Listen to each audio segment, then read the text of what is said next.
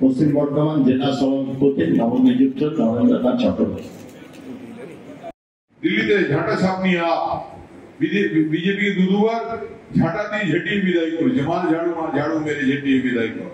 তো সেই আপকে কিন্তু দিল্লিতে গোহারা করে হারিয়ে দিয়েছে বিজেপি। কি করে জানেন? এবারে অনলাইন ভোটিং হয়েছে, অনলাইন ভোটার লিস্টে নাম তোলা যায়। এরা করেছে বিহার, ইউপি, ছত্তিশগড় থেকে, হরিয়ানা থেকে, যেগুলো দিল্লির আশেপাশের জায়গা, সেসব জায়গা থেকে প্রচুর ফলস ভোটার যারা আরএসএস এর কর্মী, তাদের নামগুলোকে ইনক্লুড করে দিয়েছে ভোটার লিস্টে।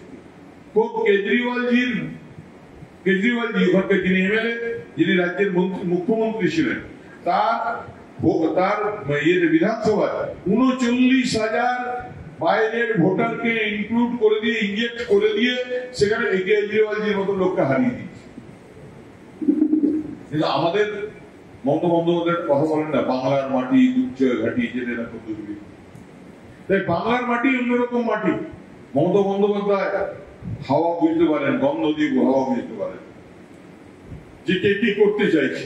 তাই তো মমতা বন্দ্যোপাধ্যায় সবার আগে, ভারতবর্ষ সবাই চিন্তা করার আগে তিনি বলে দিলেন যে বাংলাতে এরা বহুত ফলস ভোটার ঢোকাবার চেষ্টা করবে।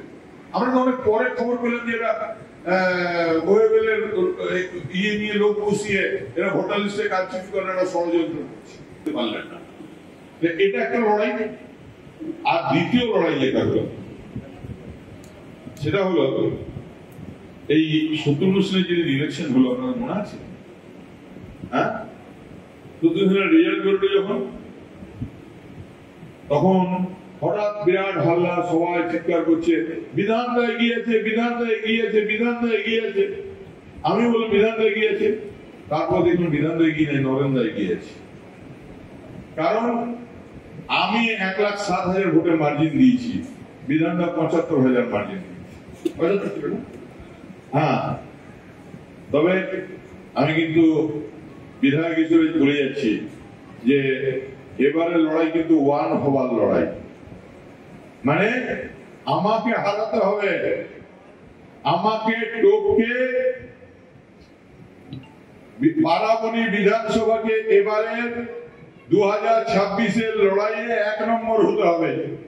জেলা সভাপতি হিসেবে আবেদন করে গেলাম। কি ভাবছেন? আরে পারবেন আপনারা পারবেন। বিধান কি বলে গেল আমি জানি না।